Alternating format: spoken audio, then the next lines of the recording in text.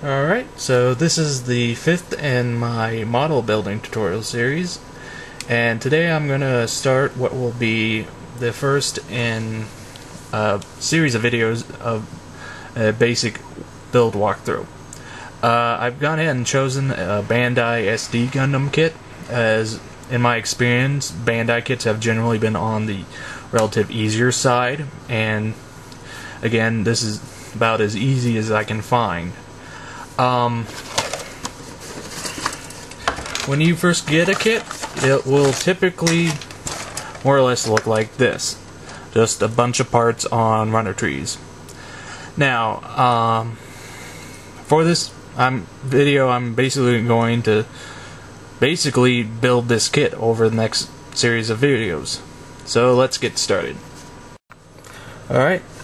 Now, the first thing you want to do, regardless of what you're building, no matter how fancy you are skill level wise, you always want to start by going over the instructions to any kit.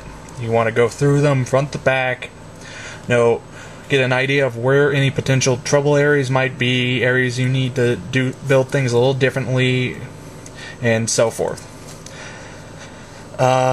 Now, I've already basically done this, so let's get right to it then.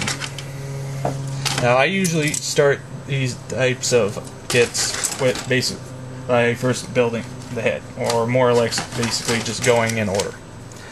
So, when you go to cut any part off the tree, depending on what type of sprue cutters you have, I'm going to be using the flat type. You want to basically try and judge where you can cut the part off by causing the least damage to the actual kit part.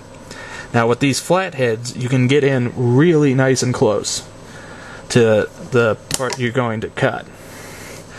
So you want to get in there and trim it just before the actual part.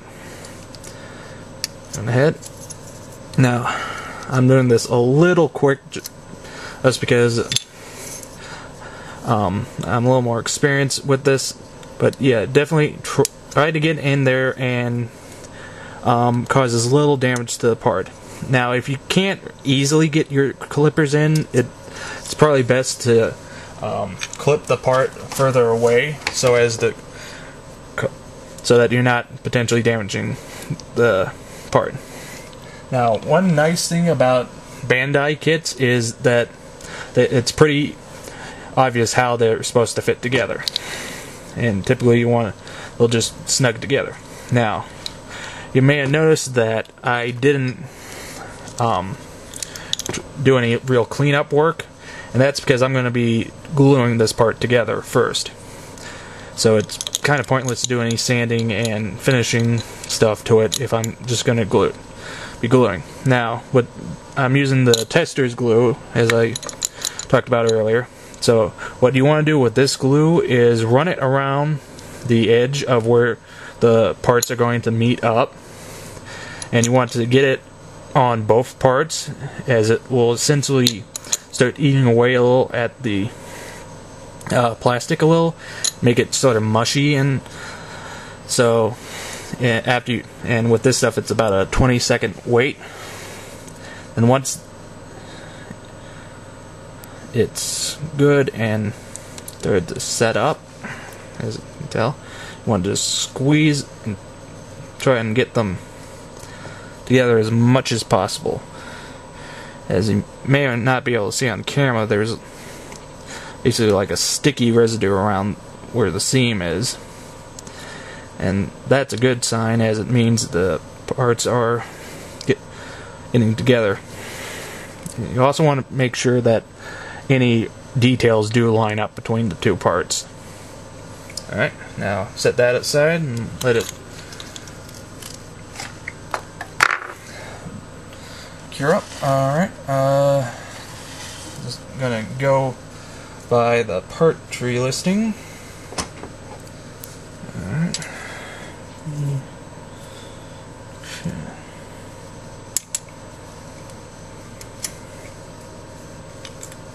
Shit. No.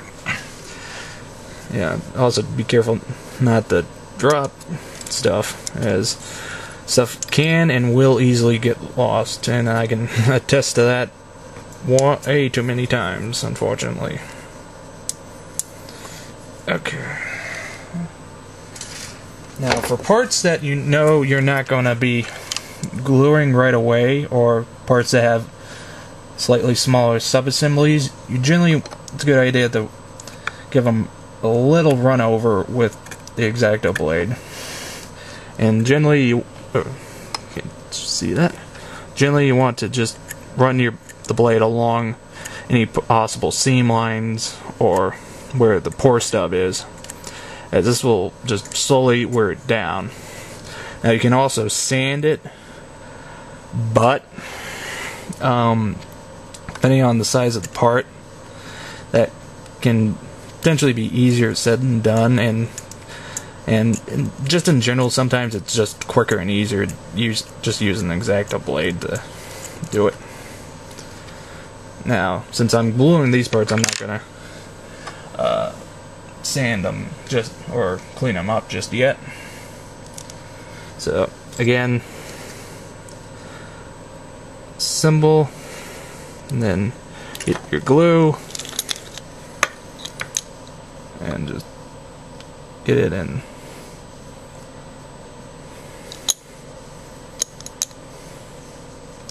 Now, sometimes it pays to be a little excessive with this glue just because it ensures it gets in there nice and well. Okay.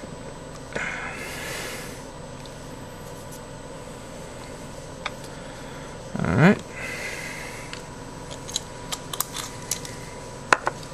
Now, one nice thing about these SD kits is that they are fairly quick to build up. Already, I'm just about done with the head part, getting all the head pieces off. There we go. Now, since this part's pretty much standalone, I'm gonna do a little sanding on it, or maybe not. Shoot. Yeah, that's another thing you want to prepare in advance, is make sure you got all your tools ready to go right away.